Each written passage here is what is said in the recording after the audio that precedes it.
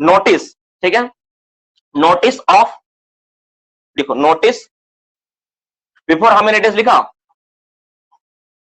Notice for enlargement of gallery, नहीं ऐसे लिखो बिफोर हाउ मेनी डेज, ठीक है, the owner slash agent slash manager. बाबू देखो सिंबल है, जब कभी हमको लिखना होता है ना ओनर एजेंट मैनेजर, तो हम लोग ऐसे लिखते हैं, O for owner, M for agent, A for agent और एम फॉर मैनेजर। तो ओनर एजेंट मैनेजर का लिखने का तरीका ऐसा होता है शॉर्ट में ओ ए एम। तो before how many days owner agent manager लिखा है, shall send a notice to R I, shall send a notice to R I, send a notice to RI, ठीक है, send a notice to RI for enlargement of gallery, for enlargement of gallery। देखो इसमें एक word जो आपको समझ में नहीं आ रहा होगा, लेकिन आप दिमाग लगाओ तो समझ जाओगे। इनलार्जमेंट का मतलब होता है चौड़ा करना, चौड़ाई बढ़ाना, ठीक है, मतलब गैलरी का चौड़ाई को बढ़ाना है, गैलरी का चौड़ाई को बढ़ा देना है, चौड़ा को ज्यादा करना है। तो अगर आपको गैलरी का साइज को बड़ा करना है तो आप तो कौन नोटिस देगा, ओनर एजेंट मैनेजर नोटिस देंगे। किसको नोटिस देंगे, आरआई को नोटिस देंगे, क्योंकि गैलरी का चौड़ाई करने का परमिशन आरआई के पास है।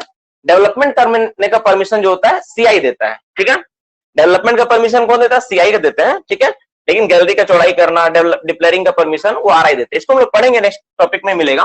तो यहाँ पे कौन देता परमिशन, तो कौन देगा, आरआई देगा। तो कितना दिन पहले नोटिस देंगे, ठीक है, लिखो answer, not before 14 days, at least 14 days लिखो, ज्यादा अच्छा रहेगा, एटलीस्ट कम से कम 14 डेज, कम से कम 14 दिन पहले उनको बताना पड़ेगा, 14 दिन पहले उसको बताना पड़ेगा। और आप गैलरी का साइज को चौड़ा करना चाहते हो तो 14 डेज पहले बता देना पड़ेगा कि हाँ ये गैलरी का साइज हम बहुत बड़ा करना है। अब डियर स्टूडेंट्स एक बात समझ लो कि ऐसा क्यों करते हैं हम लोग।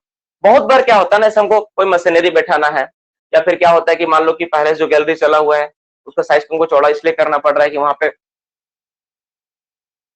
पे क्या है कि थोड़ा सा क्या बोलते हैं, कोई हॉलेस ट्रैक बिछाना है या कुछ और भी प्रॉब्लम है, तो हम लोग गैलरी का साइज को बड़ा करते हैं।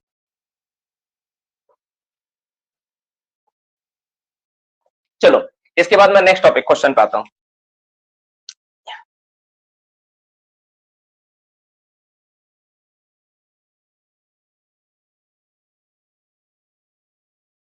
इस टॉपिक को मैं थोड़ा सेकंड पार्ट में लूंगा।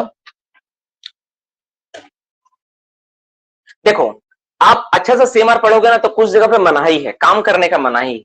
तो किस किस जगह पे काम करने का मनाही है, कितना मीटर तक आप काम नहीं कर सकते हैं, तो वो चीज को मैं एक जगह लिखवाऊंगा एक साथ, टाइम वेस्ट नहीं। जैसे वाटर लॉग्ड एरिया से कितना मीटर तक काम नहीं करना है, ठीक है, फिर आपका जो मेरा पानी होता है या कोई रोडवे है, पब्लिक रोडवे, उससे कितना मीटर तक काम नहीं करना है। तो जितना भी मनाही है ना हम लोग एक साथ लिखेंगे, ताकि आपका क्या हो कि जो टाइम बच जाए, ठीक है। तो काम करने का मनाही, रेस्ट्रिक्शन, रेस्ट्रिक्शन क्या है, काम करने का जो मनाही है ना क्या है, ठीक है, no working shall be done. Heading क्या है मेरा, हेडिंग के रूप में लिखेंगे हम लोग, टाइम और इसको बचाएंगे, ठीक है, heading no working shall be done, या restriction, restriction for mining operation. Mining operation के लिए रेस्ट्रिक्शन क्या है, मनाही क्या है, माइनिंग में काम नहीं करना, इसके लिए क्या क्या हम लोग मनाही करेंगे, इसके बारे में दिया गया है। चलो अब इसको हम लोग बात करते हैं डियर स्टूडेंट्स, अब हम लोग इस पे बात करते हैं मनाही किस किस बात में दिया गया। तो बाबू सबसे पहले एक नंबर कंडीशन, एक नंबर में अगर मान लो, ठीक है, कितना उस जगह से कितना मीटर तक नहीं काम करेंगे, ठीक है, any railway, railway comma roadway, लिखना ध्यान से, ठीक है, सब मिस मत करना, इसे बहुत इंपॉर्टेंट है, हर एग्जाम में सवाल पूछा है। और पब्लिक वर्क, और कोई पब्लिक वर्क है क्या, पब्लिक वर्क चल रहा, तो इन सब जगह से कितना मीटर तक काम नहीं होगा, अप टू 45 मीटर तक, 45 मीटर तक कोई काम नहीं होगा। रेलवे, रोडवे और पब्लिक वर्क है, ठीक है ना, तो वहां पे कितना मीटर तक काम नहीं होगा डियर स्टूडेंट्स, 45 मीटर तक कोई काम नहीं होगा। इसको अच्छे से नोट डाउन करके लिख लो। स्क्रीन अच्छे से नहीं दिख रहा होगा, आप लोग कैसे बताते नहीं यार, कैमरा धुंधला दिख रहा मेरा।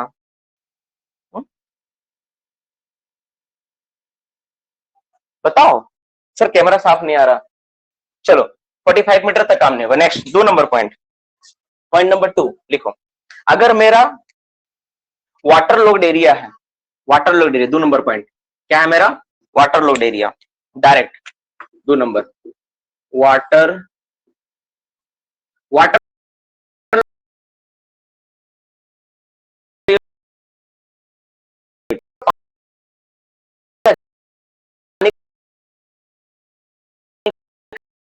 जैसे 60 मीटर तक कोई काम नहीं होता है।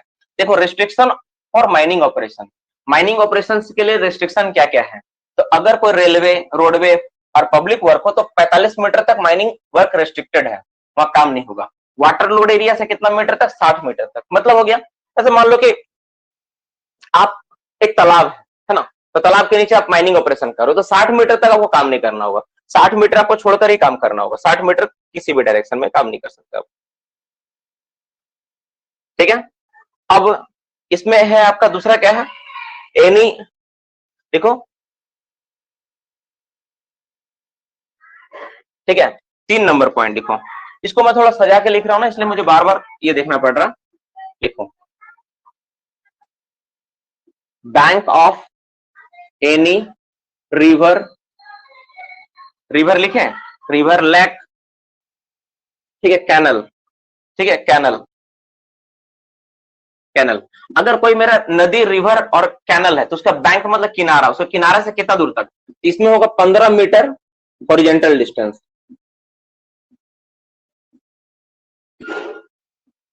डिस्टेंस, ठीक है। ये एक्चुअली अंडरग्राउंड का टॉपिक है बाबू, अंडरग्राउंड में हम लोग ऐसा नहीं करते हैं। थोड़ा सा मैं कुछ शॉर्टकट के चक्कर में कुछ ज्यादा नुकसान तो नहीं कर रहा हूँ ना, मैं सोच रहा हूँ इस बात को, ऐसा तो नहीं हो रहा कि मैं शॉर्टकट के चक्कर में आप लोग को थोड़ा ढकेल दे रहा हूँ कि थोड़ा ज्यादा दिमाग में स्ट्रेस पड़े। आप लोग सब पढ़े हो, जानते भी हो बहुत कोई। देखो ये क्या हो क्या रहा है, माइनिंग में जब लोग काम करते हैं ना तो हम सबको पता है खतरा बहुत जगह रहता है कि नहीं, तो कहां पर खतरा है और कहां तक काम नहीं होगा, तो अगर कोई रेलवे, रोडवे, पब्लिक वर्क है तो उससे 45 मीटर के अंदर कोई वर्क नहीं होगा, माइनिंग का कोई काम नहीं कर सकता हम लोग। और कहीं वाटर लोड एरिया तो 60 मीटर के अंदर काम नहीं होगा, कोई काम नहीं होगा। जैसे उदाहरण की तरह मान लीजिए आपका कोयला सीम है, ठीक है, अभी कोल सीम में काम कर रही, सरफेस मेरा हो गया, अब 60 मीटर के अंदर ऊपर में अगर पानी स्टोर है तो यहाँ पे 60 मीटर के अंदर काम नहीं होगा, अगर ज्यादा तो कर सकते हो। अगर मान लो नीचे भी, मान लो नीचे कोयला सीम था और ऊपर में आप काम कर रहे हो, अगर इसके 60 मीटर के अंदर अगर आ जाएगा वाला भी तो भी नहीं काम कर पाओगे। अगर इसमें पानी स्टोर है बाबू, इसमें पानी स्टोर है, इसमें 60 मीटर तक है ना, तो भी किसी भी डायरेक्शन में वर्किंग से 60 मीटर तक अगर पानी स्टोर है तो काम नहीं होगा मेरा। ये सिंपल दूसरा पॉइंट का मतलब है। और ये क्या है, bank of any river, lake और कैनल, इसमें इसमें अंतर क्या देखो, ये वाटर लोड एरिया से 60 मीटर नहीं होगा, और ये वाला क्या है, ठीक है, ये वाला देखो, bank of any river, lake, canal, ठीक है, 15 मीटर हॉरिजॉन्टल डिस्टेंस, ठीक है। इसमें एक वर्ड आप लिख के रखो, no, no underground working done, no UG working done, no underground working done, मतलब समझा दे रहा हूं। देखो जैसे मान लो एक नदी जा रहा था, ठीक है, देखो ध्यान से, एक नदी जा रहा है ऐसे, ठीक है, और आपका जमीन हो गई और आप वर्किंग करते करते नीचे नीचे ऐसे बढ़ रहे थे, ऐसे करके जा रहे थे, तो ये जो नदी का किनारा है ना, ये नदी का किनारा कितना मीटर तक, 15 मीटर हॉरिजॉन्टल डिस्टेंस, जहां तक पानी गया उससे 15 मीटर हॉरिजॉन्टल डिस्टेंस तक, 15 मीटर हॉरिजॉन्टल डिस्टेंस तक, ठीक है, कि नीचे तुम कोई काम नहीं कर सकता है, तुम यहां तक आएगा ना, उसका ध्यान रोक देना पड़ेगा। इसका नीचे जैसे आ गया, इसके नीचे आप आ गया ना 15 मीटर हॉरिजॉन्टल डिस्टेंस तक, आपको अपना काम को रोक देना पड़ेगा। मैं फिर से डायग्राम को अच्छा से बना देता हूँ, जगह थोड़ा कम हो रहा है। देखो मैं इसको मिटा के यहाँ डायग्राम बना देता हूँ। देखो बाबू, जैसे मान लो आपका नदी है, ठीक है ना, ये क्या आपका रिवर है, सब चुप ध्यान से, ये रिवर है आपका, आप काम कर रहे थे इसके नीचे, 3D फिगर 2D बनाने में थोड़ा दिक्कत होता है, आप काम करते करते इधर बढ़ रहे हो, ऐसे करके आप जा रहे हो, इसी का डायरेक्शन, नदी का डायरेक्शन में जा रहे हो, लेकिन जैसे आप इसका 15 मीटर डिस्टेंस में पहुंचोगे ना, आपको इसके नीचे आने के साथ ही आपको यहीं तक काम रोक देना है, इसके आगे आप बढ़ा ही नहीं सकते, मतलब नदी को आप पार कर ही नहीं सकते। नदी के 15 मीटर उसका बैंक से ना 15 मीटर तक करीब जाके आपको रोक देना पड़ेगा, कोई भी काम नहीं होगा। मतलब मोटा मोटी बात ये लिखा गया है यहाँ पे, ये समझाया गया है। एक्चुअली डियर स्टूडेंट्स, यहाँ पे पूरा का पूरा थ्योरी में सवाल था, हम कोशिश किए कि थोड़ा सा शॉर्ट में समझाया जाए। जैसे क्वेश्चन क्या था मैं पढ़ दे रहा हूं, लिखा हुआ है, from how many distance of any river, lake, canal no working shall be done, ऐसे लिखा हुआ था। हम इसको थोड़ा छोटा में बना दिए, क्या लिख दिया, हम डायरेक्ट लिख दिए bank of river, canal, lake से कितना मीटर तक वर्किंग रेस्ट्रिक्टेड है, आंसर कितना के 15 मीटर हॉरिजॉन्टल डिस्टेंस, दोनों का मतलब सेम। अब सवाल ये है कि सर ऐसा आप क्यों कर रहे हैं, बाबू ऐसा करने के पीछे रीजन है, ये आपका ब्रेन को मैं तैयार कर रहा हूं कि आप सवाल को ना क्वेश्चंस लंबा करके अपना टाइम वेस्ट मत करो। आप क्या करो कि आप हर चीज का एक छोटा छोटा नोट्स बनाना सीखो अभी से, क्योंकि ऑलरेडी आप कोई थ्योरी लिखने नहीं जा रहे, आप एग्जाम में प्रिपरेशन कर रहे हो, तो प्रिपरेशन छोटा छोटा होना चाहिए ताकि आप उसको आसानी से याद कर पाओ। ऐसे टेक्निक्स में पढ़ोगे तो टाइम भी बचेगा और कम समय में आप बेहतर रिजल्ट कर पाओगे। तो मोटा मोटी बात हमको समझ में आए कि ये वाला इतना मीटर तक होगा। अब बात बाकी मैं तो रोज पूछूंगा सवाल ये सारा, तो मैं आपको भूलने भी नहीं दूंगा, कभी भी एग्जाम में आएगा तो बना के रखोगे। अब इसके बाद लिखो, अगर मान लो यहां पर क्या है, ठीक है, चौथा नंबर, ठीक है। अब चौथा नंबर पॉइंट क्या होगा, एनी ओल्ड वर्किंग, अगर कहीं मान लो कहीं ओल्ड वर्किंग है, एनी ओल्ड वर्किंग, ठीक है, any old working having, having क्या उसमें, हैविंग नॉक्सियस गैस, ठीक है, नॉक्सियस। अगर कोई ओल्ड वर्किंग है जहां पर कोई नॉक्सियस वर्क है, कोई ओल्ड वर्किंग है जहां पर क्या वो नॉक्सियस गैस है, वहां पे क्या नॉक्सियस गैस है, हैविंग नॉक्सियस गैस, अगर वहां पे कोई नॉक्सियस गैस ट्रैप्ड है तो हम लोग कितना मीटर तक हम लोग काम नहीं करेंगे, मतलब वर्किंग को रोक देंगे और वहां से प्रिकॉशन लेना स्टार्टिंग करेंगे, ठीक है। From how many distance any old working having the noxious gas borehole shall be drill. तो वहां पे क्या होगा, इसमें हम लोग काम तो करेंगे लेकिन एक्स्ट्रा प्रिकॉशन से करेंगे। हम लोग क्या करेंगे, हम लोग 30 मीटर लिखो, फ्रॉम 30 मीटर, ठीक है, 30 मीटर लिखो, ठीक है, 1.5 मीटर, ठीक है, borehole, borehole shall be drill, shall be drill. मतलब देखो इसमें 30 मीटर में जैसे आओगे ना, तो ये अच्छा एक मिनट, एक चीज छूट रहा है यहाँ पे, advance borehole shall be drill, advance borehole shall be drill. देखो अगर कोई मेरा नॉक्सियस गैस है, जैसे डियर स्टूडेंट्स, सब सोचो यहाँ पर एक मेरा वर्किंग था, यहाँ पर मेरा क्या है, कोई नॉक्सियस गैस है, आप वर्किंग कर कैसे बढ़ रहे थे, तो 30 मीटर के अंदर ना आपको काम को पहले बंद करना पड़ेगा, फर्स्ट स्टॉप, इसलिए 30 मीटर, मैं 30 मीटर लिख दिया। अब इसके बाद अगर आप काम करना चाहते हो ना, तो ये जो सॉलिड का पार्ट है ना, इसमें आपको एडवांस बोरहोल करना पड़ेगा, तब आप काम कर पाओगे। अब एडवांस बोरहोल कितना रहेगा, वो 1.5 मीटर का रहेगा, उसको आप ड्रिल करोगे तो ही आप काम कर पाओगे 30 मीटर पहले से, मतलब 30 मीटर पहले से आप प्रिकॉशन लेना स्टार्ट करोगे तो ही आपका काम होगा, ठीक है। तो ये कुछ चीजें थी जो आप लोगों को जानना था, ठीक है। अब हम लोग दूसरा, इसी का दूसरा पार्ट पे आते हैं। तो एक बार मैं क्या करता हूं, मैं जानना चाहता हूं कि आप लोग इस बात को सीखे कि नहीं, 2 मिनट लगेगा, आपसे सवाल जवाब करने में मैं पूछ लेता हूं, देखता हूं आप लोग जवाब ठीक ठाक आ रहा है कि नहीं। मान लो डियर स्टूडेंट्स, अगर कोई वाटर लोग्ड मेरा एरिया है, कोई मेरा रिवर लैक सैंड है ना, तो वहां से कितना मीटर तो कोई मेरा काम नहीं होगा, कितना मीटर तक मेरा कोई वाटर लोड एरिया है, माफ करना, पोन्ड है, ठीक है, झील है, वहां से कितना मीटर तक काम नहीं होगा, 60 मीटर तक काम नहीं होगा, वहां से 60 मीटर एनी डायरेक्शन में काम नहीं होगा। लेकिन डियर स्टूडेंट्स, अगर कोई रिवर है तो उसका ओरिएंटल डिस्टेंस कितना मीटर तक, उसके वर्टिकल कोई काम नहीं होगा, ठीक है, 60 मीटर 15 मीटर हॉरिजॉन्टल डिस्टेंस तक, वर्टिकल उसके नीचे कोई काम नहीं होगा। देखो बाबू, मैं समझाने के एक बार और प्रयास करता हूं। सपोज मेरे हाथ में मान लो ये वाला मेरा नदी है, ठीक है, ये मेरा नदी है, मेरा मान लेते पानी इसमें भरा हुआ नदी है। अब इस नदी से 15 मीटर सामने इतना दूर आया मान लो, ठीक है, इस नदी से मेरा, इस नदी को मैं ऐसा दिखाता हूँ, ये नदी है मेरा, इस नदी से 15 मीटर इतना दूर, इसके नीचे मान लो 15 मीटर मेरा इतना हो रहा है, यहां तक आ रहा है, ये 15 मीटर के नीचे कोई काम नहीं होगा, 15 मीटर के नीचे ना, इस पॉइंट के नीचे कोई काम ही नहीं होगा, पूरा बंद है। लेकिन अगर पानी मेरा जमा है टैंक में, पानी जमा है मेरा पोखर में, तो 60 मीटर के अंदर छोड़ के तुम इसका 120 मीटर नीचे चल जाओगे ना, 61 मीटर नीचे चल जाओगे ना, तो पार कर सकते इसको, तब 60 मीटर का परमिशन है। अगर वाटर जमा है तो 60 मीटर तुम दूर जाके तुम जाओ आओ जो करना करो। लेकिन अगर कोई नदी है, लेक है, तो 15 मीटर हॉरिजॉन्टल डिस्टेंस के अंदर आने के साथ ही तुम वो काम बंद कर देना है, वो काम करना ही नहीं। अच्छा एक घटना बताओ तो, जो पानी की वजह से भयंकर घटना घटा है।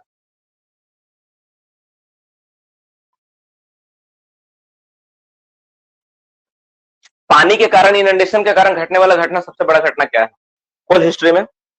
चास नाला का है। Very good.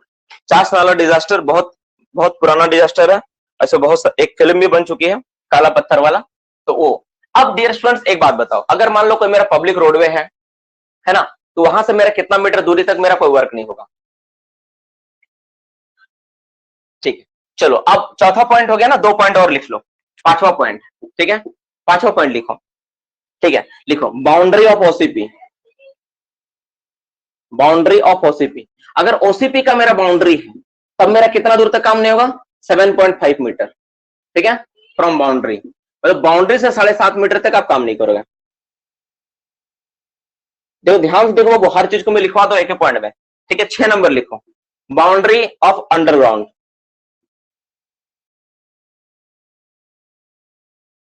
बाउंड्री ऑफ, ठीक है, अंडरग्राउंड। अंडरग्राउंड का अगर बाउंड्री हो, वो अंडरग्राउंड का अगर बाउंड्री है तो मेरा कितना मीटर काम नहीं होगा, that is the half of the largest pillar of both mines, half, ठीक है, HALF, half of largest pillar, largest pillar, ठीक है।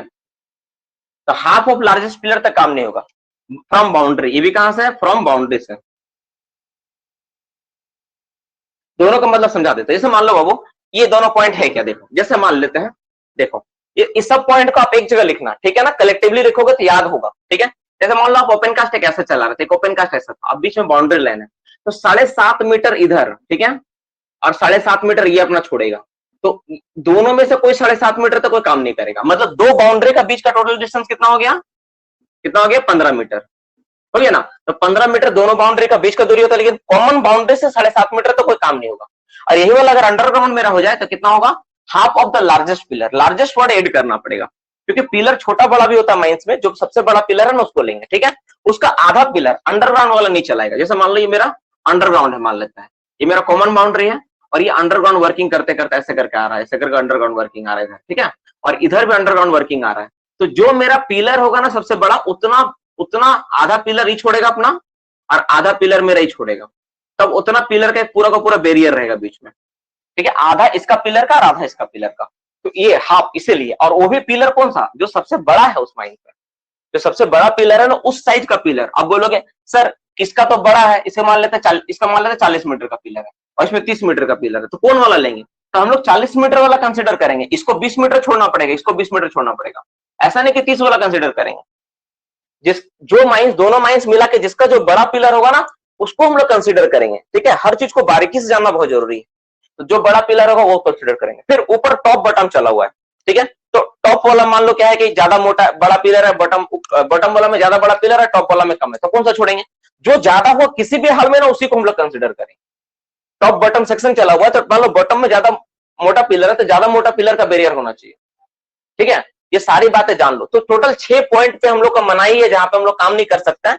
तो हम लोग क्या क्या सीखे, देखो ध्यान से, पहला बात सीखे रेलवे, रोडवे अगर रहेगा तो 45 मीटर तक, कोई वाटर लोड एरिया से 60 मीटर तक, अगर कोई रिवर लेक है तो 15 मीटर हॉरिजॉन्टल डिस्टेंस तक, ओपन कास्ट में कॉमन बाउंड्री से 7.5 मीटर, और अंडरग्राउंड में कॉमन बाउंड्री से 30 हाफ पिलर तक कोई वर्क नहीं होगा। इसके अलावा अगर मेरा कोई अनयूज्ड वर्किंग में, डिसयूज्ड वर्किंग में अगर वाटर कोई तरह का नॉक्सियस गैस ट्रैप्ड है तो वहां से 30 मीटर तक कोई काम नहीं करेंगे। और अगर काम करेंगे तो हम लोग क्या करेंगे, उससे पहले हमको क्या करना पड़ेगा, एडवांस बोरहोल करना पड़ेगा, एडवांस बोरहोल करते हुए हम लोग काम करेंगे। तो ये 6 बातें, 6 चीजें जहां जहां मनाई है। हर एग्जाम में डियर स्टूडेंट्स आप एक बात नोट करना, इससे सवाल देने का चांसेस बढ़ जाता है। हर एग्जाम में इससे क्वेश्चन तो रहता ही रहता है। आप देखना, मैं कुछ चीजें सिलेक्टेड है, मैं इस सब चीज को भूलने नहीं दूंगा, डोंट वरी। तो हर एग्जाम में सवाल रहता है, ठीक है ना। तो 6 का 6 पॉइंट, आप में से कुछ बच्चों को एक आधा पॉइंट याद नहीं होगा, लेकिन ये सब कॉमन है, हर एग्जाम में आता है, इसलिए आप सब लोग पढ़े ही होंगे, ठीक है ना। चलो इसको मोटा मोटी मैं समझा दिया इन शॉर्ट में। चलो अब थोड़ा सा डिटेल्स में हम लोग बात करते हैं और टॉपिक पे आते हैं। सर कितना होल फेस में करते हैं पैनल का हाफ, ठीक है सर, कितना होल फेस किस लिए, एडवांस बोरहोल में देखो 2 तरह का होता है, एक होता है वाटर लोड एरिया का अलग होता है, इसमें 9 होल होता है, फ्लैंक बोरहोल लगाना होता है, और इसमें हम लोग क्या करते हैं 1 बोरहोल करते हैं। चलो नेक्स्ट टॉपिक पे आते हैं, ठीक है। नेक्स्ट टॉपिक आप लोग का टॉपिक से बहुत इंटरेस्टिंग और बहुत ये भी है, इसको मैं छोटा करके एकदम लिखवाऊंगा, एकदम छोटा में, ठीक है। हेडिंग दो, साइज ऑफ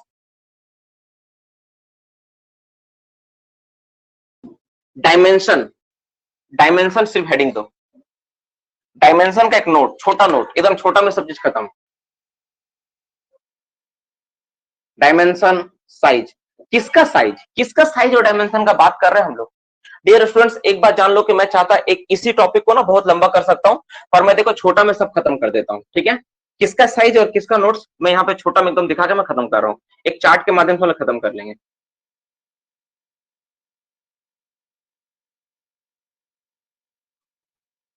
देखो आप लोगों के मन में बहुत सारा सवाल था कि सर रिब कितना होगा, स्लाइस कितना होगा, रिब कितना छोड़ेंगे, स्लाइस, ऐसा सवाल बहुत आ रहा था ना बाबू आप लोगों के मन में। तो अभी हम लोग क्या कर रहे हैं, उसी का एक डायमेंशन बना के हम लोग इसको खत्म करेंगे, फटाफट फटाफट लिख के खत्म करेंगे क्या क्या होता है। तो देखो एक क्या होता है, मेरा स्प्लिट गैलरी होता है, आप सबको पता है, स्लाइस होता है, स्प्लिट गैलरी होता है, स्लाइस का साइज होता है, और किसका साइज होता है, रिब का साइज होता है। तो तीनों को हम लोग लिखेंगे, ठीक है, रिब, स्लाइस, स्प्लिट गैलरी, ये जो साइज होगा ना तीनों के बारे में लिखेंगे कि किसका किसका। अब हम लोग समझ लेते हैं कि क्या चीज पे। तो देखो ये जो रिब का साइज, स्लाइस का साइज होगा ना, डिपेंड्स करेगा आपका मेथड ऑफ वर्किंग क्या आप सेलेक्ट की हो। मतलब अगर मैनुअल की हो तो उसका अलग होगा, और ये वाला आपका अगर एचडीएल यूज कर रहे हो तो उसका अलग होगा, 2 फैक्टर पे डिपेंड करता है। तो दोनों फैक्टर को हम लोग कंसिडर करेंगे, दोनों के बारे में लिखेंगे। तो एक आपका हेडिंग क्या होगा, मैनुअल होगा, मैनुअल होगा, और एक होगा जब आप एचडीएल या एलएचडी यूज करोगे, ठीक है, एलएचडी माफ करना, एलएचडी यूज। तो एक अगर मैनुअल में होगा अलग, ठीक है, और इसमें अलग होगा, ठीक है। तो मैनुअल और इसमें दोनों में जो अंतर है इसको हम लोग करते जानते हैं, ठीक है। तो सबसे पहला बात है क्या क्या चीज है, किस किस चीज का जानना है। तो पहला एक नंबर है आपका split gallery. Split split gallery देखो, तो स्प्लिट गैलरी का साइज अगर मैनुअल अंडरग्राउंड वर्किंग आप कर रहे हो, ठीक है, तो स्प्लिट गैलरी क्या होता है, फिर से एक बार नोटिस याद दिलाते हैं बाबू। देखो जो मेरा पिलर होता है, डायग्राम दिख रहा ना, हाँ, जो मेरा पिलर होता है, तो पिलर पे जो सबसे पहले हम लोग गैलरी चलाते हैं उसी को हम लोग क्या बोलते हैं, स्प्लिट गैलरी। तो what is the size of this gallery, split gallery का साइज कितना होता है। तो इस गैलरी का साइज कितना होगा, अगर आप मैनुअल ओपन कास्ट वर्किंग में कर रहे हो तो 3.6 मीटर मैक्सिमम, और अगर एसडीएल और एलएसडी यूज कर रहे हो तो मैक्सिमम कितना होगा, 4.8 मीटर। ये सब क्या है ना, अप टू का फिगर है, अप टू मतलब इतना तक हो सकता है, ठीक है, इससे ज्यादा नहीं होगा। तो स्प्लिट गैलरी का साइज मेरा ये होगा, ठीक है। अब इसके बाद दूसरा क्या बचा, स्लाइस गैलरी। तो स्लाइस चलाएंगे, मान लो स्प्लिट करके हम ऐसे करके मिला दिए, ठीक है। अब इसके बाद क्या होता है, स्लाइस खोलना होता है ऐसे करके मुझे, तो ये स्लाइस गैलरी चलाओगे, स्लाइस गैलरी का साइज क्या होगा। तो स्लाइस गैलरी का साइज देखना बाबू, एक बार में सब याद हो जाएगा सब, आपको एकदम मेहनत नहीं करना पड़े, सिर्फ चार्ट को आप याद रखना, ठीक है। तो चार्ट कितना लिखा हुआ है, 4.8, ठीक है। तो 36 48 क्या होगा, 48 54 54, बस इतना ही होगा, ठीक है। देख लो डेटा कितना आसान है, देख लो बाबू, डेटा को देख लो, बहुत आसान डेटा सारा है, एकदम आसानी से याद कर लोगे। और अगर मान लेते हैं मेरा, ठीक है, अगर मेरा रिब, अब तीसरा क्या, रिब। रिब क्या होता है, डी रिब होता है जो मेरा यहाँ बचता है ना, रिब कितना छोड़ना पड़ेगा। तो अगर मेरा मैनुअल ओपन कास्ट वर्किंग है तो 1.8 मीटर टू 1.8 मीटर से 2 मीटर तक रिब होता है अगर मैनुअल में काम कर रहे हो तो। लेकिन यही अगर आप मैकेनाइजेशन में काम करोगे ना तो आपका हो जाएगा 2 metre to 3 metre, 2 metre to 3 metre. कुछ कुछ बुक में ना इसी को लिखा है 2.5 मीटर टू 3 मीटर लिखा है, ठीक है। लेकिन कुछ कुछ बुक में 2 मीटर से 3 मीटर भी डिफाइन किया है। तो आप दोनों को फिलहाल याद रखो, जो एग्जाम में आएगा उसके अनुसार आप बनाना। आप देख लो ध्यान से बाबू, सब कुछ देख लो, एकदम एक चीज में एक ही लाइन में सारा का सारा टॉपिक, सारा का सारा डिस्कशन खत्म। एक ही बार में सारा gallery, split gallery, level gallery, rib का साइज क्या होगा, एक बार में खत्म। और कोई कंफ्यूजन नहीं, एक छोटा सा चार्ट में एकदम सब चीज याद हो जाएगा आपको, एकदम मेहनत नहीं करना पड़ेगा, एक बार में आप क्लासेस में सब चीज सीख जाओगे, टाइम बचेगा, है ना। कभी भी आप पढ़ोगे, एग्जाम देने जाओगे, एक बार देखोगे, चार्ट बना लोगे एक बार में, स्प्लिट गैलरी 3.6 4.8, स्लाइस गैलरी 4.8 5.4, और रिब 2 मीटर से यहाँ 2.3 मीटर तक। ये जब आप फिगर आपको याद रखोगे ना तो वो कभी गलती होने का चांस ही नहीं रहेगा, ठीक है, ठीक है। तो मोटा मोटी सारा बात, इसको आप जल्दी से देख लो, अब जल्दी से इसको नोट कर लो। डियर स्टूडेंट्स, अगर हम चाहते हैं यही 6 और 3 सवाल लिखाने में चाहते तो 1 घंटे से ज्यादा समय लगा सकते थे।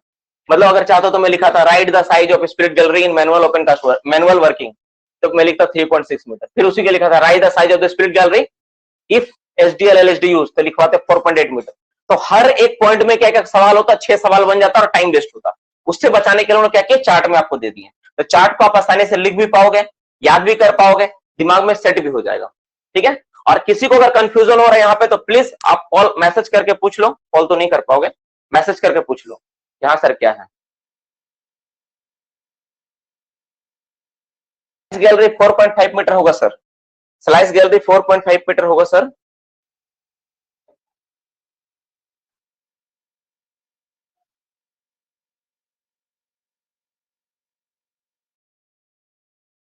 स्लाइस गैलरी 4.5 मीटर होगा सर, रुको देख लेता हूं तो, रुक जाओ अभी, रुक जाओ, एक स्टूडेंट का नोट्स से मैं पढ़ा रहा हूं, देख लेता हूं मेरे पास नोट्स में क्या लिखा हुआ है। Size of the slice gallery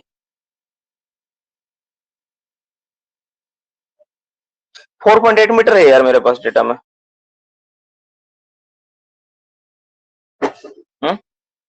4.8 metre का, ठीक है। सुनो ना, ये जो स्लाइस गैलरी का आप यहाँ पे कंफ्यूजन हो रहा है ना, यहाँ पे ना, ठीक है, इसको मार्क करके क्वेश्चन मार्क बगल में देके रखो, हम लोग इसको डाउट क्लास में क्लियर कर लेंगे, ठीक है।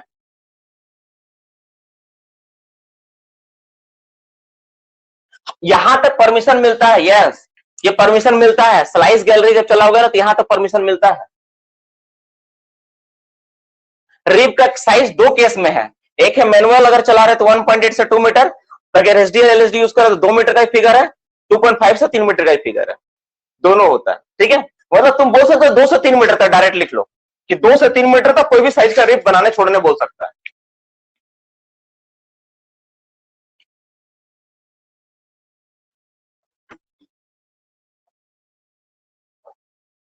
है, हो गया। और किसी को कंफ्यूजन है प्लीज एक बार मैसेज करके बता दो कि हाँ सर यहाँ थोड़ा कंफ्यूजन है, मैं उसको देख लूं कि क्या कंफ्यूजन हो रहा है आप लोगों को। हाँ हाँ, कैविंग स्टोइंग में सेम रहेगा। देखो एक चीज मैं बता देता हूं, मैं समझा देता एक चीज बाबू। देखो जो री पैनल साइज स्लाइस स्प्लिटिंग सब है ना, सब कुछ डिपेंड करता है 4-5 फैक्टर के ऊपर। ये मैं लिख दिया ऐसे, एक तो डेटा कहीं का है उसको मैं लिख दिया, लेकिन डियर स्टूडेंट्स आपको जानकारी है तो सब डिपेंड करता है। ये आइडल कंडीशन के लिए सब कुछ डिपेंड करता है किसके ऊपर, आपका डेप्थ ऑफ द माइंस कितना है, कोल का क्रशिंग स्ट्रेंथ कितना है, ठीक है, आपका माइंस का जो आपका क्या बोलता है कोई जूलॉजिकल डिस्टर्बेंस है कि नहीं, ठीक है ना। फिर डिपेंड करता है आपका मैकेनाइजेशन के ऊपर। ये सारे चीजों को देखते हुए ना साइज को डिसाइड करना होता है।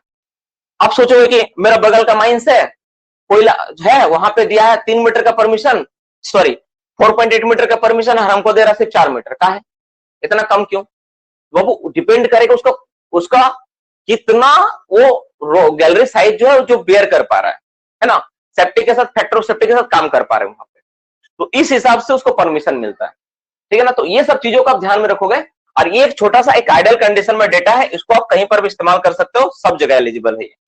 बाकी तो परमिशन तो आपको लेना ही पड़ेगा, ठीक है। इसलिए देखना बहुत बार ना इस सब चीजों से सवाल एग्जामिनेशन में नहीं आती है। वो लोग क्या करते हैं, वो लोग सिंपल क्वेश्चन बनाते हैं जो कि डायरेक्ट मतलब जो सीएमआर के अनुसार डायरेक्ट लिखा हुआ है, ठीक है। तो ये सारी चीजों को भी लेकिन दिमाग में रखना पड़ेगा, क्योंकि क्या है कि ये सारी चीजें आपके कॉन्फिडेंस लेवल को बढ़ाएगा एग्जाम में, है ना, आपको हेल्प करेगा। आपको ये बताइए कि आपको सब कुछ पता है, लेकिन एग्जाम में ऐसा सवाल डायरेक्ट कभी आएंगे नहीं।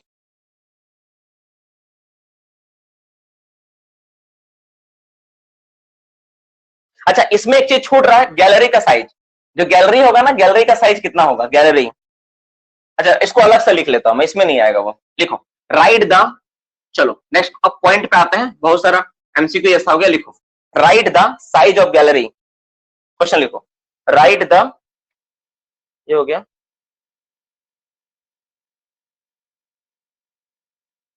देखो right the width of gallery, question आते, चलो लिखो सवाल, राइट द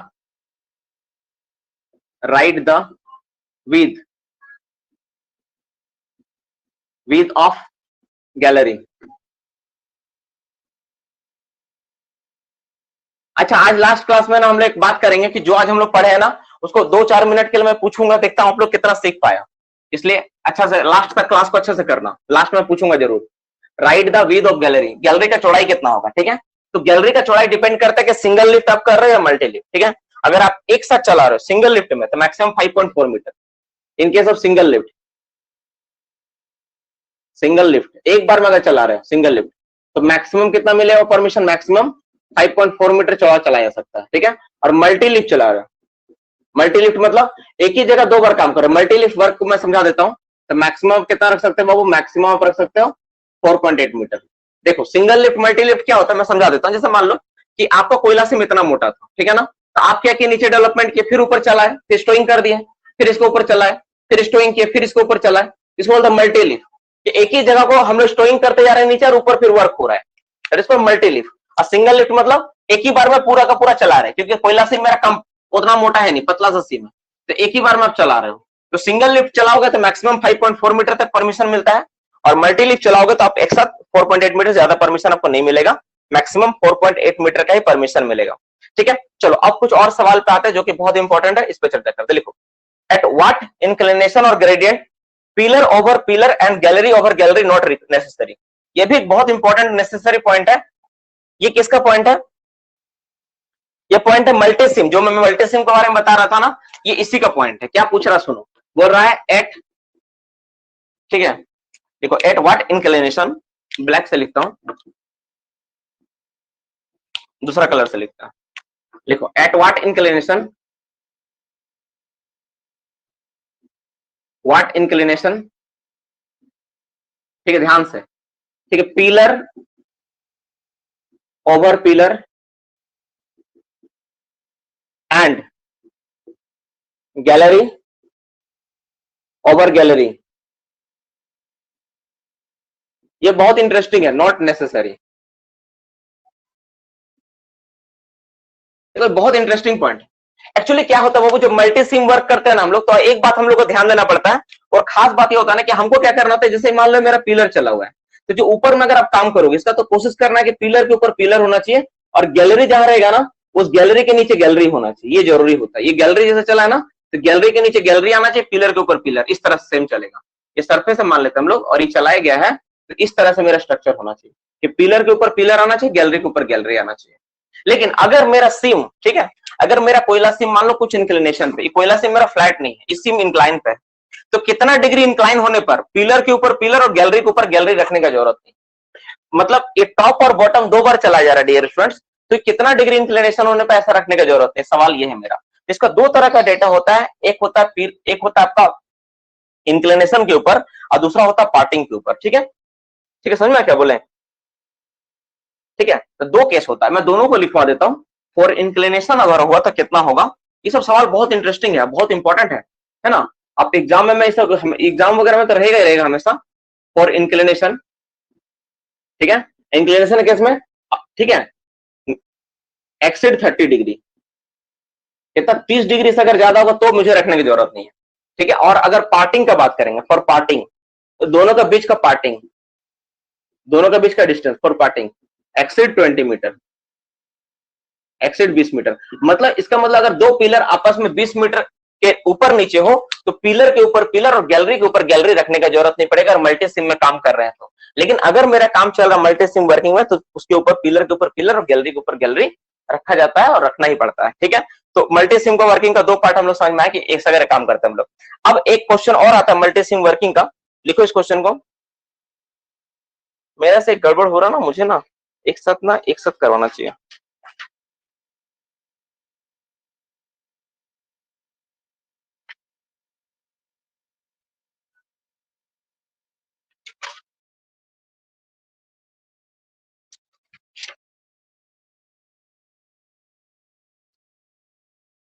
अच्छा, ये वाला लिखवाया था डियर स्टूडेंट्स आप लोगों को कि दो अगर वर्किंग चल रहा टॉप और बॉटम है, तो दोनों के बीच का पार्टिंग कितना होना चाहिए।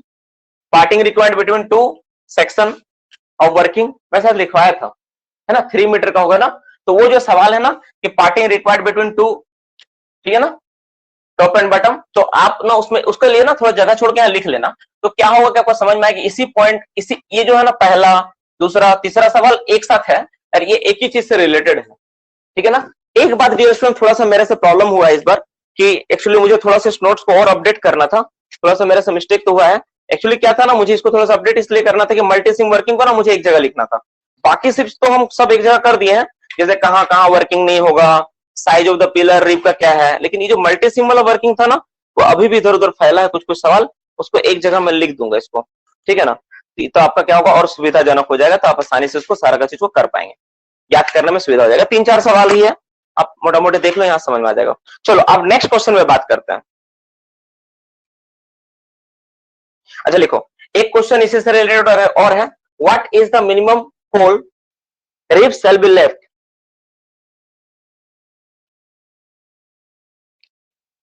ठीक है, चलो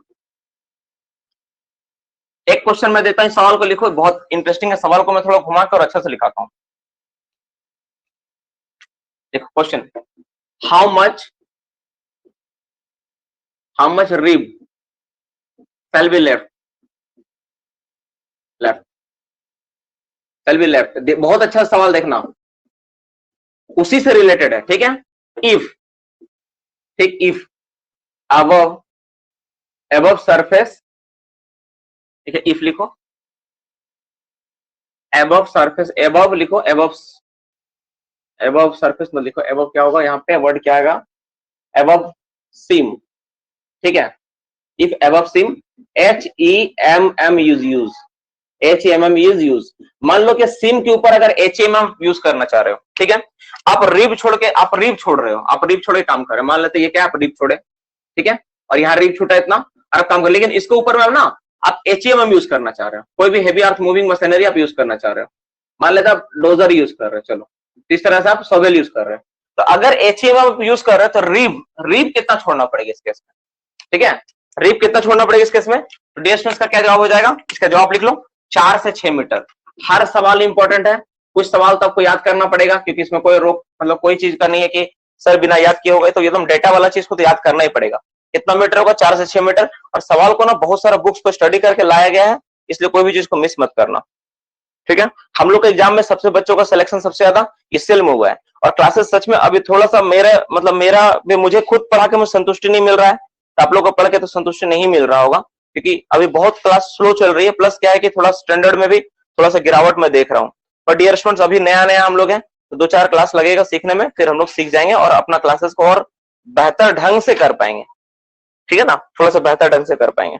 और बीच में मेरा भी थोड़ा सा 1 महीना का गैप हो गया था, 1-1.5 महीना का। मैं पढ़ाई को छोड़ ही दिया था, कुछ ऐसा प्रॉब्लम आ गया फैमिली में कि उसमें जूझना पड़ा। तो अभी क्या है कि फिर से उसको स्टार्ट करने से सब ठीक हो जाएगा। चलो ये हो गया। इसके बाद लिखो हाउ मच कट सेल्फ, चलिए तो बाद में आ जाएगा, उसमें कंटिन्यूअस माइनर का पार्ट है ना, उसमें आ जाएगा। ये हो गया सिंगल कट मल्टी कट हो गया, ठीक है, इसका हो गया, अनयूज्ड वर्किंग हो गया। हाँ, इनलार्जमेंट वाला गैलरी लिख लिए, नोटिस वाला लिख लिए, और रिपोर्ट अबाउट एक्शन टेकन ये तो बाद में कर लेंगे हम लोग। कंट्राबेंड्स का इसमें लिखा हो क्या? ये तो बाद का टॉपिक है, बाद का टॉपिक है। चलो कुछ डेफिनेशन करना होगा बाबू, जो टाइम बचा ना, टाइम का हम लोग इस्तेमाल करते हैं, फटाफट कुछ डेफिनेशन लिखेंगे। आपको पता है डियर स्टूडेंट्स, हम लोग का डेफिनेशन में ना कुछ डेफिनेशन इंपॉर्टेंट है जो आपको याद होना चाहिए। अक्सर इन सब चीजों के बारे में एग्जाम में पूछा जाता है। जैसे क्या डेफिनेशन है? वर्किंग प्लेस क्या होता है, फेस क्या होता है, ठीक है, ये सारी चीजें, एबंडेंट, डिसयूज, डिसकंटिन्यूड, ठीक है, ये सब वर्किंग का क्या क्या पार्ट है। तो हम लोग ये सारे चीज को हम लोग डिफाइन करेंगे और जानेंगे कि क्या क्या अंतर है, ठीक है। कुछ डेफिनेशन, ठीक है, हेडिंग क्या डेफिनेशन है, ठीक है। तो सबसे पहला हेडिंग डेफिनेशन में, तो इसमें कुछ लैंग्वेज जैसा आपको लिखना पड़ेगा ताकि आप उसको याद कर पाए हमेशा, क्योंकि डेफिनेशन जो होता है ना, उसको आप जैसे सीएमआर में लिखा गया, आप उसको उसी तरह बोलना पड़ेगा। तो पहला डेफिनेशन क्या है? वर्किंग का है। वर्किंग किसको बोलेंगे मैं समझा दूंगा एक करके, आप लिखो पहले वर्किंग किसको बोलते हैं। देखो वर्किंग और वर्किंग प्लेस दोनों होता है, वर्किंग भी होता है और वर्किंग प्लेस भी होता है। तो दोनों में क्या अंतर है, एक एक करके हम लोग जानते हैं। वर्किंग का मतलब होता है any place in A mine, ठीक है, इंस्ट्रक्शन इज मेड और बीइंग मेड फॉर सर्च और ऑब्टेनिंग कॉल, ठीक है। देखो ध्यान से क्या लिखा हुआ है, वर्किंग का मतलब एनी, लिखो अच्छा से, एनी प्लेस ऑफ माइन, मैं दोनों को लिखूंगा, ठीक है, वर्किंग का लिखूंगा, वर्किंग प्लेस का भी नीचे लिखूंगा, ताकि आप कंपैरेटिवली देख पाओ कि दोनों में डिफरेंस क्या है, ठीक है। देखो एनी प्लेस, ठीक है, इन माइन होगा, ऑफ नहीं होगा, इन माइन, ठीक है, any place in mine instruction is made, instruction is made, पहले लिखो, ठीक है, फिर समझाने में सुविधा होगा मुझे। इज मेड और बीइंग मेड, और बीइंग मेड, और बीइंग मेड फॉर, ठीक है, फॉर सर्च और ऑब्टेनिंग ऑफ कॉल, सर्च और ऑब्टेनिंग कॉल, ठीक है, हो गया मोटा मोटी ये। अब वर्किंग प्लेस के बारे में जानते हैं। वर्किंग प्लेस क्या होता है? वर्किंग प्लेस ध्यान से देखना, तब गलती नहीं करेगा कि तुमको लगेगा दोनों एक ही है। वर्किंग प्लेस किसको बोलते हैं हम लोग? वर्किंग प्लेस क्या होता है, बोलता है डेफिनेशन में, the place in A mine having lawful accessible, the place in mine having, अभी डिसाइड हो जाएगा आप में से कौन जॉब लेने के लिए लायक है, ठीक है, जिसका प्रिपरेशन जॉब लायक है। अब जो मैं सवाल पूछूंगा ना, इसका जवाब आप में से जो देगा ना, वो जॉब लेने के लायक है, ठीक है। जॉब के लिए उसका तैयारी अच्छी है, पहले से हो रखी है, उसमें शार्पनेस का सिर्फ जरूरत है। बाबू बताओ, डेफिनेशन में लिखा है any place in A mine instruction is made और बीइंग मेड फॉर सर्चिंग और ऑब्टेनिंग कोल, मतलब माइंस में एक ऐसा जगह जहां से कोल को सर्च किया जा रहा, ऑब्टेन किया जा रहा, ठीक है, उसको बोलेंगे हम लोग वर्किंग। और वर्किंग प्लेस मतलब the place in A mine having the lawful accessible, जहां पर आप नियम से जा सकते हो, जहां पर जाने का आपका नियम है, परमिशन है। तो बाबू बताओ मेरा इसका एग्जाम्पल क्या होगा, ये कौन सा, किसके बारे में बोला जा रहा है, कौन सा प्लेस? टाइप करके फटाक से बता दो, तो क्लास में मौजूद 60 बच्चा में से कम 6 बच्चा बता दो ये किस जगह के बारे में बोला जा रहा है। 6 बच्चा तो मुझे बताओ। चलो 6 बच्चा को उम्मीद था, 10 बच्चा ज्यादा जवाब दिया है। उम्मीद है कि आप लोग जिस तरह तैयारी कर रहे हो आपका जवाब तो एकदम कंफर्म है ही इस बार। इसको बोलेंगे dear students face, these are the face, ठीक है बाबू, फेस। कोई रोक नहीं सकता आप लोग जॉब में, क्योंकि आप लोग ब्रेन लगाते हो, क्योंकि यहाँ पे देखो आप साफ साफ बोला है क्या है, एक्सट्रैक्शन इज मेड, जहां पे एक्सट्रैक्शन मतलब कोयला निकल रहा है और सर्चिंग हो रहा है, तो फेस ही है, फेस से ही तो कोयला निकलता है ना मेरा, ठीक है। और ये वाला बताओ तो वर्किंग प्लेस में मैं यहाँ 3-4 पॉइंट लिख रहा हूं, बताओ तो इसमें से कौन सा नहीं होगा, बताओ। मैं 4 पॉइंट लिखता हूं। ए नंबर होलेज रोडवे, ठीक है। बी नंबर ट्रैवलिंग रोडवे, ठीक है। सी नंबर गोफ। बताओ तो ये तीनों में से कौन सा पॉइंट यहाँ पे नहीं आएगा, वर्किंग प्लेस में नहीं आएगा, कौन सा नहीं आएगा बताओ। वेरी गुड, गोफ नहीं आएगा। क्यों बाबू क्यों नहीं आएगा? तो होलेज और ये क्यों आ रहा है? क्योंकि देखो यहां बोला है the place in a mind having the lawful accessible, तो जहां पर लॉफुल एसेसिबल है, जहां पर नियम बोलता है जाने के लिए, तो मानते सब वर्कर नहीं आ सकता, लेकिन नियम तो ट्रैवलिंग और होलेज रोड में तो बोलता है, तो क्या भाई ओवरमैन एग्जामिन करेगा, शिफ्ट के एंड में ओवरमैन एग्जामिन करेंगे, तो लॉफुल तो है, नियम तो है जाने का वहां पे, तो जहां पर नियम है जाने के लिए वो सब क्या है, वर्किंग प्लेस का पार्ट है, ठीक है। सब जगह पूरा का पूरा खदान, पूरा का पूरा आपका खदान, जहां पर आपका जाने का नियम है, आप बोलोगे सर ओल्ड वर्किंग, हाँ ओल्ड वर्किंग भी, सब का सब मेरा क्या आएगा, वर्किंग प्लेस में आएगा, ठीक है। लेकिन जहां से कोयला निकल आ रहा ना, उसको हम लोग केवल बोलेंगे वर्किंग, उसको हम लोग क्या बोलेंगे, ओनली और ओनली वर्किंग के बारे में बोलेंगे, ठीक है। तो मोटा मोटी ये दोनों डेफिनेशन में आपको समझ में आ गया होगा कि एक जगह क्या है जहां से हम लोग एक्सट्रैक्शन मतलब कोयला को निकाल रहे हैं या सर्च कर रहे हैं, उसको हम लोग बोलेंगे वर्किंग। और वर्किंग प्लेस मतलब जहां पर नियम है, कानून है, वहां तक जाने के लिए कोई जा सकता है, वो मेरा वर्किंग प्लेस है। जाने आने का परमिशन जो जगह का है वो सब वर्किंग प्लेस है। Working working is also one kind of working place. Face भी ना एक तरह का वर्किंग प्लेस है, क्योंकि फेस में भी तो कोई जा सकता है, ठीक है ना। ये जो है ना वर्किंग प्लेस के अंदर ही ये वर्किंग आता है, ये इसका पार्ट है, वर्किंग जो है ना वर्किंग प्लेस का पार्ट है ना, ठीक है। तो ये दोनों में अंतर है, आप मोटा मोटी यहाँ पे समझ में आ गया होगा। उसको मैं मिटा के आप नेक्स्ट डेफिनेशन पे बात करता हूँ, ठीक है। नेक्स्ट डेफिनेशन आपका फेस का है। फेस, फेस किसको बोलेंगे, फेस क्या होता है, ठीक है। फेस, फेस क्या होता है, फेस के बारे में बात करते हैं। द, इसका क्या बोलेंगे, द मूविंग फ्रंट, बहुत इंपॉर्टेंट ध्यान देना, फ्रंट ऑफ, ठीक है ना। इसमें मिसिंग कहां करते हैं लोग, फ्रंट ऑफ, ठीक है। एनी वर्किंग प्लेस, देखो ध्यान से वर्ड क्या है, एनी वर्किंग प्लेस, कोई भी वर्किंग प्लेस हो, ठीक है। जो वर्किंग प्लेस, प्लेस मतलब कोई भी जहां पर आदमी जा सकता है, वो मूव कर रहा फ्रंट की ओर, और the inbye end of any gallery, और the inbye end of any gallery, any, अरे यार, any gallery, comma, any gallery हो सकता है, रोडवे हो सकता है, ड्रिफ्ट हो सकता है, एनी गैलरी कॉमा रोडवे हो सकता है, ड्रिफ्ट भी हो सकता है, ड्रिफ्ट। देखो यही पे मिस्टेक करते हैं आप लोग, है ना, ड्रिफ्ट और रोडवे को नहीं पढ़ते, सिर्फ गैलरी पढ़ लेते हो।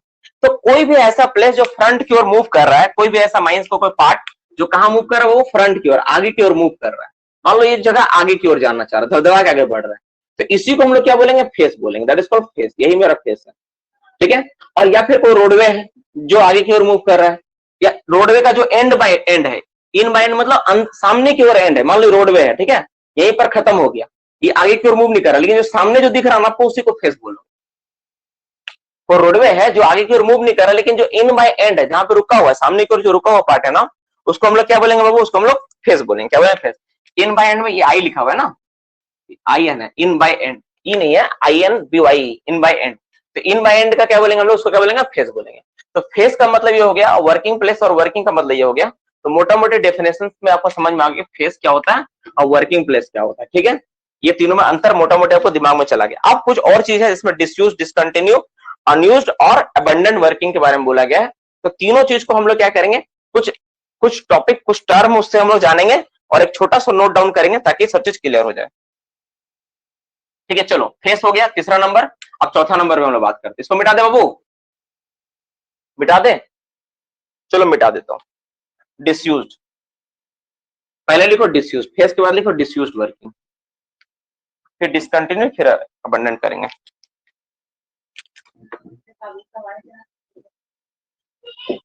डिसयूज्ड वर्किंग, डिसयूज्ड वर्किंग क्या होता है, डिसयूज्ड वर्किंग किसको बोलते हैं हम लोग, डिसयूज्ड वर्किंग बोलते हैं ना, पहले डिफाइन लिखो, लिखो it is a part of a mind, ये पार्ट है ना, पार्ट ऑफ ए माइंड, ठीक है, it is a part of a mind where where work is temporarily stopped, temporary, R E L Y हो, temporarily stop, plus spelling इसको check कर लेना, ठीक है, टेम्परली स्टॉप, थोड़ा डाउट हमको लग रहा है, टेम्परली स्टॉप, ठीक है, where work is temporarily stop but which are accessible, but which are accessible, ठीक है, ये बोला गया, ठीक है, डिसयूज्ड। और डिसकंटिन्यूड में क्या बोला गया, ये डिसयूज्ड हो गया, डिसकंटिन्यूड समझ में आएगा तुरंत, ठीक है, डिसयूज्ड डिसकंटिन्यूड,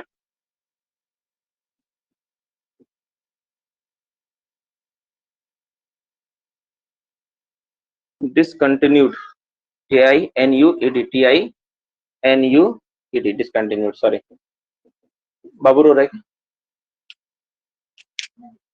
डिसकंटिन्यूड। अब डिसकंटिन्यूड क्या होता है इसको थोड़ा जान लेते हैं। देखो इसका डेफिनेशन में क्या बोला गया, बोल रहा है a working in a mind where work has been temporarily stopped, ठीक है,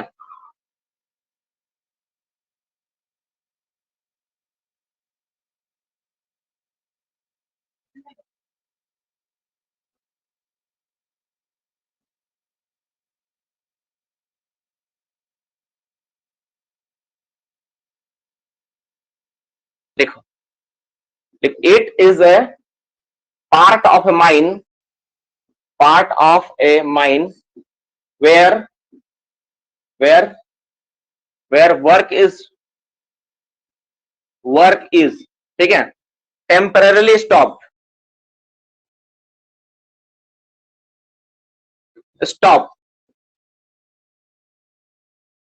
ठीक है, comma working may be in future, ठीक है, बट नॉट एसेसेबल। देखो ध्यान से, दो कंडीशन है, दो कंडीशंस के बारे में बोला जा रहा है, आप ये दो कंडीशंस को समझ लो ना, तो आपको जो बेसिक जो पॉइंट है ना, जो डेफिनेशंस का पार्ट है जहां पर आप हमेशा गलत करते हैं इन सब जगह पे, अब क्लियर हो जा रहा है। बोल रहा है डिस्यूज वर्किंग का मतलब ऐसा कोई वर्किंग जहां पर क्या है, माइंड्स का पार्ट, जहां पर वर्किंग को टेम्पररी क्या किया गया, स्टॉप किया गया। अब स्पेलिंग को थोड़ा चेक कर लेंगे, थोड़ा टेम्पररी का स्पेलिंग क्या लिखा गया, तो टेम्पररी क्या किया गया, उसको बंद किया गया, टेम्पररी रोक दिया गया। तो देख ले, तो कुछ लोग मैसेज किए होंगे, आर RARILY, अच्छा RARILY, RARILY,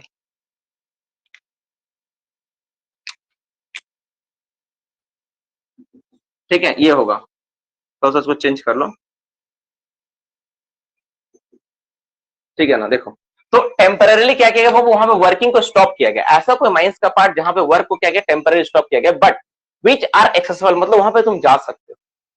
टेम्पररी काम रोकने का मतलब क्या कि अभी काम बंद है, जब चाहेंगे तब हम वहां पे काम को चालू करवा सकते हैं, काम हो सकता है स्टार्ट, ठीक है। तो ऐसा कोई माइंड्स का पार्ट जहां पर काम को टेम्पररी बंद किया गया है और फ्यूचर में काम इसको स्टार्ट किया जा सकता है, उस जगह हम लोग क्या बोलेंगे, डिसयूज वर्किंग। अब ऐसा क्या है जगह, कौन सा एग्जाम्पल है, कोई बता सकते एग्जाम्पल इसका क्या होगा। तो ऐसा माइंड्स का कौन सा पार्ट है जहां पर काम को हम लोग बंद कर देते हैं लेकिन फिर तुरंत कभी भी जा सकता है। जो देखो एसेसिबल मतलब जहां जाया जा सकता है, काम अभी बंद है लेकिन वहां पे तुम जा सकते हो, ऐसा माइंड्स का कौन सा पार्ट को बोलेंगे हम लोग, कहां पर ऐसा होता है। तो एग्जाम्पल किसी को पता, तो एग्जाम्पल तो जल्दी से कि सर ये जगह को हम लोग बोलेंगे। कितने लोग जवाब दे पा रहे, देखो 4 5, ठीक है 5 3 4 लोग जवाब सही आ रहा है। देखो बता देते इसको बोलते हैं हम लोग, क्या पता है, ये हो गया मेरा ओल्ड वर्किंग। जितना माइंड्स का ओल्ड वर्किंग है ना, सब तुम सोच के देखो, गोफ में हम लोग नहीं जा सकते, जो गोफ लिख रहे हैं ना, गोफ का जवाब एकदम गलत है बाबू, क्योंकि गोफ में आप जा ही नहीं सकते। गोफ तो क्या है, गोफ तो हो गया, उसके बाद आप जा ही नहीं पाओगे, वहां एबंडेंट का पार्ट है वो, ठीक है ना। चलो उसके बाद में गोफ के बारे में बात करेंगे, फिलहाल यहाँ देखो। तो it is a part of a mind where work is temporary stop but which are accessible. तो ओल्ड वर्किंग एक ऐसा वर्किंग होता है जहां पर हम लोग वर्क को बंद कर देते हैं लेकिन इंस्पेक्शन होते रहता, वहां चेक करते रहते कि कहीं मिथेन तो नहीं बन रहा, कहीं CO तो नहीं बन रहा, ठीक है। तो गोफ का पार्ट है। अब डिसकंटिन्यूड क्या होता है? डियर स्टूडेंट्स, कुछ दिन पहले तुम लोग सुना होगा चूरी माइंस में क्या हुआ था। बोल रहा है it is a part of a mine where work is temporary stop but working may be in future but not accessible, जहां नहीं जा सकते हो। तो चूरी माइंस में घटना घटा था, चूरी में क्या हुआ था, फायर लग गया था, चूरी माइंस को बंद करना पड़ा था, ठीक है। फिर उसके बाद उसको चालू किया गया पुनः। तो तुम ध्यान से देखो, तो चूरी में क्या हुआ था, डिसकंटिन्यू हुआ था, डिसकंटिन्यू हुआ था। मतलब क्या हो गया कि जैसे तुम कोई काम कर रहे थे ना, काम करते करते अचानक पता चला कि यहाँ पे कुछ गलत है, कुछ गड़बड़ है यहाँ पे, इसको काम हम लोग आगे यहाँ पे कर ही नहीं पाएंगे। अब चूरी में से मान लो कि नॉक्सियस गैस आ गया, फायर लग गया, तो काम कैसे करोगे? फिर उसको सील किया गया, फिर जब आग बुझा तो फिर लोग काम स्टार्ट किए। तो उसी तरह डिसकंटिन्यू का मतलब हो गया ना कि माइंस का एक पार्ट है जहां पर क्या वर्किंग अभी स्टॉप है, तो फायर लगा तो स्टॉप कर दिया, लेकिन जब आग बुझा तो वर्किंग में भी फ्यूचर, तो फ्यूचर में फिर उससे काम स्टार्ट हुआ, ठीक है। और बट नॉट एसेसेबल, तो जब आग लगा था, जब लोग बंद किए थे, तो क्या वहां कोई जा सकता था अंदर में? तो नहीं जा सकता, तो वो एक्सेसिबल था ही नहीं। तो ये सारे चीज क्या होंगे ना, इसका एग्जांपल क्या हो जाएगा, that is a perfect example, sealed off fire area, मतलब सील्ड ऑफ फायर एरिया।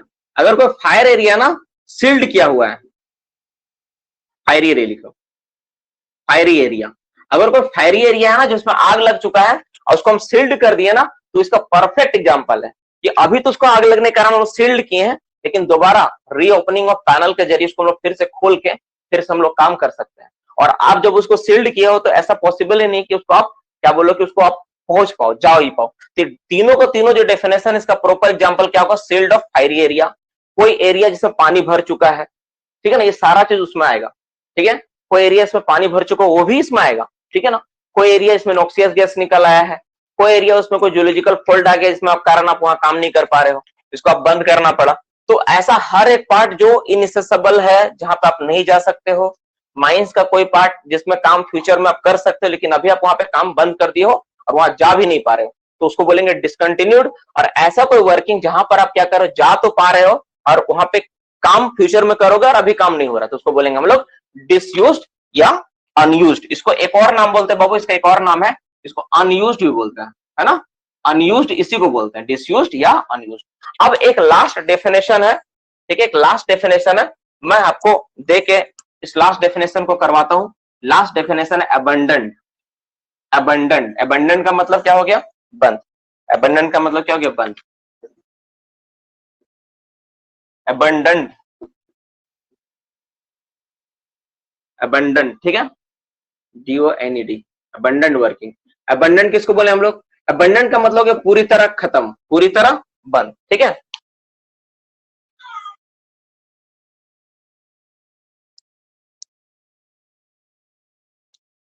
लिखो, it is a working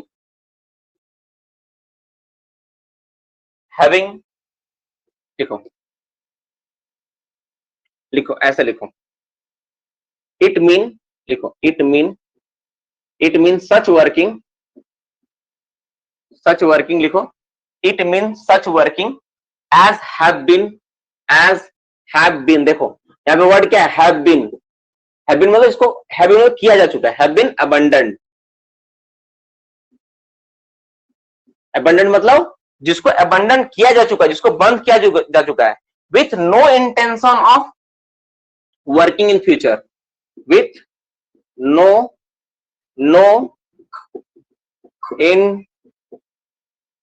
intention, with no intention of working in future, working in future मतलब इसका कोई इंटेंशन नहीं फ्यूचर में काम करने का, भविष्य में और काम करने का कोई इंटेंशन नहीं है, जिसको हम लोग बंद कर चुके हैं। तो बाबू आपको पता होगा आसपास भी ऐसा बहुत सारा खदान होगा जो क्या होगा कि इसको हम लोग बंद किए हैं, इसपे सब चीज काम बंद हो गया है, वहां पे कोई आदमी जाएगा नहीं। मत थोड़ा सा कर लेने दीजिए, क्लास करने दीजिए, 2 मिनट रुकिए ना। तो जहां पर कोई काम नहीं होगा, ठीक है, सारा चीज वर्किंग को बंद किया हम लोग, तो उस जगह को हम लोग क्या बोलेंगे, उस जगह अबंडेंट बोलेंगे। मतलब कोई माइंस जो बंद हो चुका है ना, मतलब क्लोज्ड माइंस। इसका एग्जांपल क्या होगा, CLOSED, क्लोज्ड माइंड, पूरा का पूरा तरह बंद माइंड, बंद पड़ा खदान, ठीक है, जिसमें सारा इंस्ट्रक्शन हो चुका है, सब चीज निकाल चुके हैं, उसको हम लोग बोलेंगे बाबू अबंडेंट वर्किंग। अबंडेंट वर्किंग का पार्ट है। और इसी में आएगा गोप। गोप भी एक तरह का अबंडेंट वर्किंग ही है, जहां पर देखो आप वहां से कोयला काट के ले चुके हो, और कोई इंटेंशन है कि उसके अंदर और जाके काम करने का नहीं है ना। तो वो एक छोटा स्वरूप है, लेकिन क्लोज्ड माइंड्स इसका परफेक्ट उदाहरण है। क्लोज्ड माइंड्स, बंद पड़ा खदान, है ना, तो इसका परफेक्ट उदाहरण है। तो इस तरह से आप देखोगे कि जो मेरा वर्किंग का जो डेफिनेशंस का टोटल 4 पार्ट था, तो 4 पार्ट को आप ऐसे करके आप समझ पाए। तो अब बाबू एक काम करते हैं हम लोग, जो चारों का चारों चीज था ना, आपको मैं एक ये देता हूं, एक टास्क देता हूं, आपको करना क्या है, देखो ये हो गया, इसको मैं मिटा देता हूं, ठीक है। अब मैं एक छोटा सा टास्क देता हूं आपको। टास्क क्या है, आपको क्या करना है, आपको यहाँ पे ना चारों का चारों डिफाइन लिखना है, DEFINE, डिफाइन लिखे। तो चारों में, एक में क्या आपका वर्किंग है, ठीक है, वर्किंग है, ठीक है। 2 नंबर में क्या है आपका डिसयूज्ड है, ठीक है। 3 नंबर में क्या है, डिसकंटिन्यूड है, और 4 नंबर में क्या है, अबंडेंट है ना। कैसे याद करोगे, देखो मैं बता देता हूं इसको। अबंडेंट कंफ्यूजन हो सकता है बाबू, इसलिए आपको याद करने का मैं तरीका सिखा देता हूं, इसको कैसे याद करोगे ताकि आप आसानी से याद कर पाओ। तो पहला क्या है, एसेसिबिलिटी, एसेसिबल। एसेसिबल कौन कौन एसेसिबल है, कौन नहीं, पहले देखो। तो वर्किंग क्या एसेसिबल है, यस, ये तो एसेसिबल है। डिसयूज्ड वर्किंग है क्या, ये भी एसेसिबल है, यस। डिसकंटिन्यूड है क्या, नो, ये एसेसिबल नहीं है। और अबंडेंट भी है क्या, नहीं, ये भी एसेसिबल नहीं है। तो पहला पॉइंट ऐसे लिखो, ठीक है। किसमें काम हो रहा है अभी, नाउ वर्किंग, किसमें काम हो रहा है, नाउ वर्किंग, किसमें काम हो रहा है। तो अबंडेंट वर्किंग में अभी वहां काम हो रहा है क्या, ठीक है। तो तो देखोगे वर्किंग में हो रहा है, इसमें काम हो रहा है, वर्किंग ये भी चल रहा है ना। नाउ वर्किंग, यस, इसमें काम हो रहा है। इसमें काम हो रहा है क्या, नहीं। इसमें काम हो रहा है क्या, नहीं। इसमें काम हो रहा है क्या, नहीं। और एक आपका कॉलम बने क्या, फ्यूचर में वर्किंग, ठीक है, फ्यूचर वर्किंग, ठीक है, फ्यूचर वर्किंग। फ्यूचर में किसमें काम होगा, इसमें देखते हम लोग।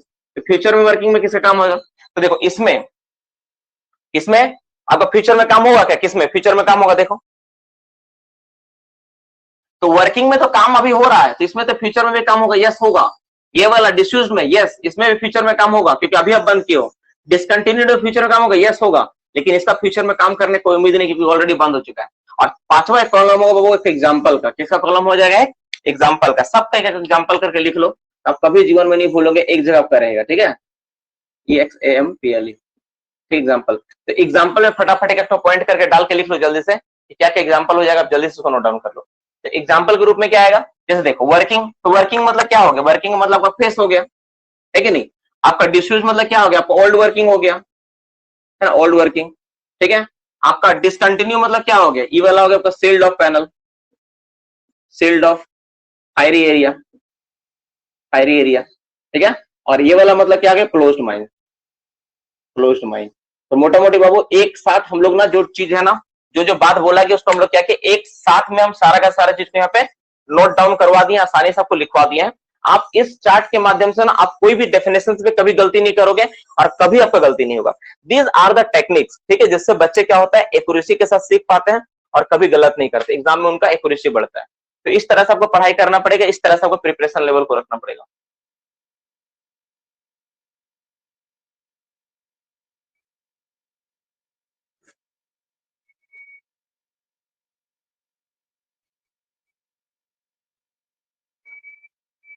ठीक है, जल्दी इसको देख लो, जल्दी से नोट कर लो, ठीक है। अब बताओ ये सारा इंफॉर्मेशन आज के क्लास का आपको कैसा लगा, क्योंकि बहुत सारा चीज को मैं शॉर्ट किया था आज, और बहुत सारी चीज मैं नया टेक्निक्स आप लोग के ऊपर इंप्लीमेंट किया। पुराना में तो कुछ और था तरीका था, कुछ चीजें तो मैंने इंप्लीमेंट किया, अगर अच्छा लगे तो उसको मैं फ्यूचर में कंटिन्यू करूंगा, और अच्छा नहीं लगे तो मेरे क्वेश्चन आंसर में ही मैं जाऊंगा सिर्फ, ठीक है। तो आप जल्दी से एक बार फीडबैक अपना दे दो कि हाँ सर ये सारा टेक्निक्स था, मुझे बहुत पसंद आया।